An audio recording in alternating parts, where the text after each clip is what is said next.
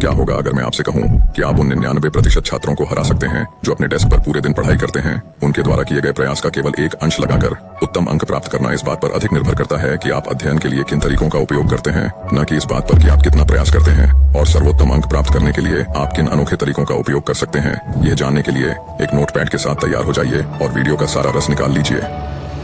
जब सभी समय के महानतम लोग एक किताब, एक निबंध लिखना चाहते हैं या यहाँ तक कि एक बड़ी परियोजना शुरू करना चाहते हैं, तो वे आमतौर पर सबसे पहले ऐसा करते हैं क्योंकि यह सर्वोपरि महत्व रखता है। यदि आप ऐसे व्यक्ति हैं जो बिना किसी गेम प्लान के जब भी और जहाँ भी आपका मन हो पढ़ाई करते हैं, तो आपकी अध्ययन प्रणाली गलत है। यह भी हो सकता है कि आप उन अतिरिक्त अंकों से चूक जाएं इससे पहले कि कोई विशेषज्ञ किसी रणनीति को क्रियान्वित करे। वे अपनी सारी ऊर्जा तैयारी में लगा देते हैं। यही वह चीज है जो सर्वकालिक महानतम को महज अच्छे समय से अलग करती है। तो यदि कोई विशेषज्ञ ऐसा करता है तो आप क्यों नहीं करेंगे? और ईमानदारी से कहूं तो जितना आप सोचते हैं उससे कहीं अधिक आसान है इसे करना। आइए इसके माध्यम से आपका मार्गदर्शन करें। हम जो परिणाम चाहते हैं वह स्पष्ट है, परीक्षा में 100% अंक प्राप्त करना।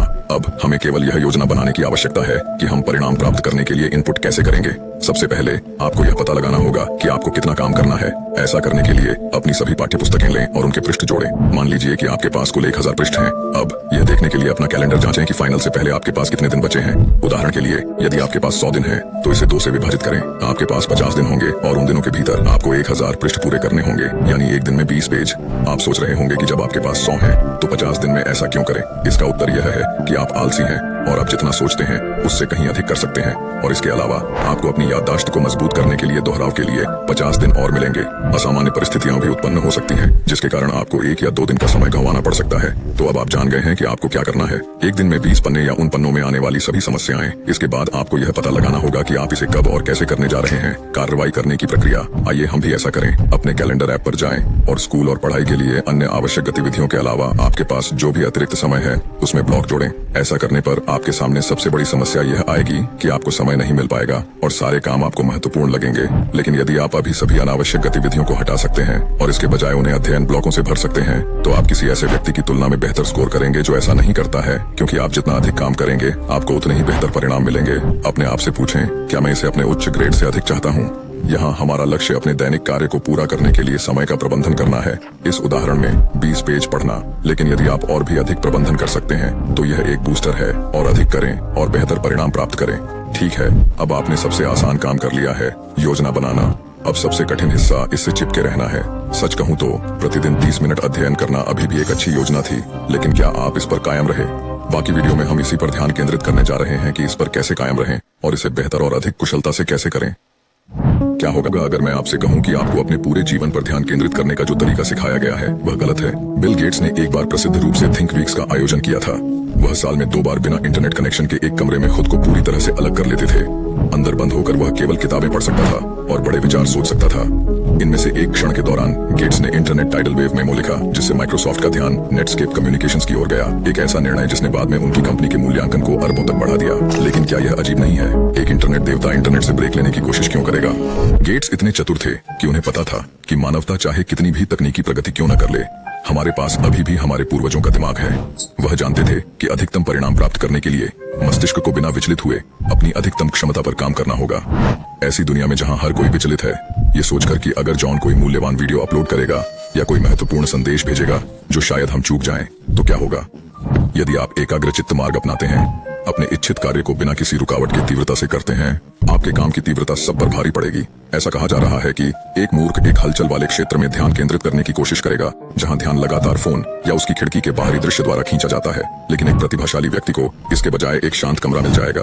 क्षेत्र के विशेषज्ञ केवल इच्छा शक्ति से फोन का उपयोग करने की अपनी लालसा को रोक नहीं पाते हैं।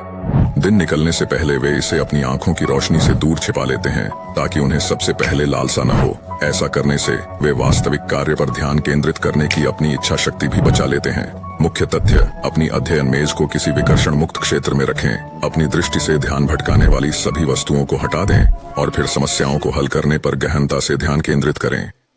यदि आप इस पहले प्रशिक्षण से पहले अध्ययन कर रहे हैं तो आप कभी भी पूर्ण अंक प्राप्त नहीं कर पाएंगे। मेरे अकादमिक गीक मित्र अल्बर्ट के बारे में एक कहानी साझा करने के लिए मिडिल स्कूल में औसत दर्जे के लंबे शासन के बाद उसने अपने ग्रेड पर ध्यान केंद्रित करने का फैसला किया। लेकिन जैसा उसने किया, उसके ग्रेड में 5% से अधिक सुधार नहीं होगा।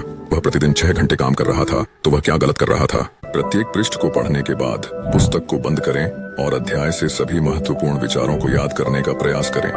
आप ऐसा पर्याप्त बार करें आपकी याददाश्त बेहतर होने लगेगी। क्या आपको कभी इससे गुजरना पड़ा है? आप अपनी मेज पर बैठकर समस्याएं हल कर रहे हैं और जब समस्या जटिल हो जाती है तो आप खड़े हो जाते हैं और अनजाने में ही सही पढ़ाई छोड़ देते हैं। इसका कारण यह है कि आपका मन अभिभूत हो जाता है और तुरंत आनंद की तलाश करने लगता है। नतीजतन आप इसके बजाय अपना फोन उठाते हैं या टहलने निकल जाते हैं। यदि यह आपकी समस्या है तो अपनी मानसिकता ठीक करें। इससे भागने से कभी मदद नहीं मिलती। एक अध्ययन से पता चलता है कि लोग सफल होने की तुलना में असफल होने पर अधिक सुधार करते हैं।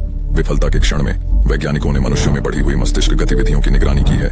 इसलिए जब आप किसी समस्या को हल करने में असफल होते हैं तो यह आपके मस्तिष्क के लिए 1% का बढ़ावा होता है। इसे बार बार करते रहें और इसकी कोई सीमा नहीं है कि आप इसमें कितना तरलता प्राप्त करेंगे।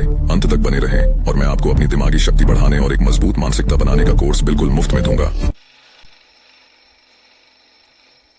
अपने प्रदर्शन को स्टेरॉइड पर रखने के लिए यहाँ कुछ ऐसी चीज है जिसका आप उपयोग कर सकते हैं। ईयर प्लग और ईयर मफ। आप उन्हें डॉलर के अंतर्गत प्राप्त कर सकते हैं और यदि आपके पास एक शांत कमरा नहीं है तो उनका एक साथ उपयोग करने से शोर यथासंभव कम हो जाएगा। एक टाइमर जिसका उपयोग आप अपने अध्ययन के समय को ट्रैक करने के लिए कर सकते हैं ताकि आप जान सकें कि आपने कितना वास्तविक प्रयास किया है। और अंत में अपने आहार पर ध्यान दें। यदि आप वास्तव में पढ़ाई में कट्टर हैं तो यह निश्चित है कि आपका मस्तिष्क बहुत अधिक कैलोरी का उपभोग करेगा। इसलिए अपना कैलोरी सेवन बढ़ाएं। जो कुछ भी आपके पास मिले उसे पकड़ लें जब तक कि वह अस्वास्थ्यकर न हो। लेकिन याद रखें कि अपना पेट न भरें क्योंकि इससे नींद आ सकती है। उनका सही ढंग से उपयोग करें और वे आपको दक्षता और उत्पादकता हासिल करने में मदद करेंगे।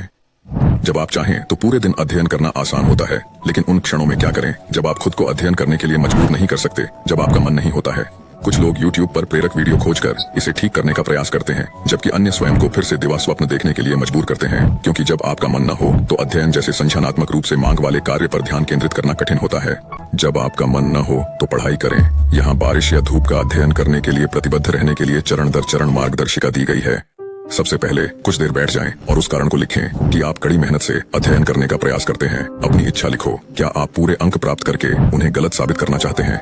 या हो सकता है कि आप अपना मनचाहा करियर बना रहे हों। आप ऐसा इसलिए करना चाहते हैं क्योंकि हम इंसान उन चीजों को करने के लिए प्रेरित नहीं होते हैं जो हमारे लिए अर्थहीन हैं। यह पता लगाने के बाद उस पर जुनून सवार होना शुरू करें और पूरे दिन इसे ध्यान में रखें, क्योंकि जुनून प्रेरणा को मात देता है और आप तब भी अध्ययन करने में सक्षम होंगे जब आप प्रेरित नहीं होंगे, क्योंकि आप जानेंगे कि यह खुद को बेहतर महसूस कराने के बारे में नहीं है।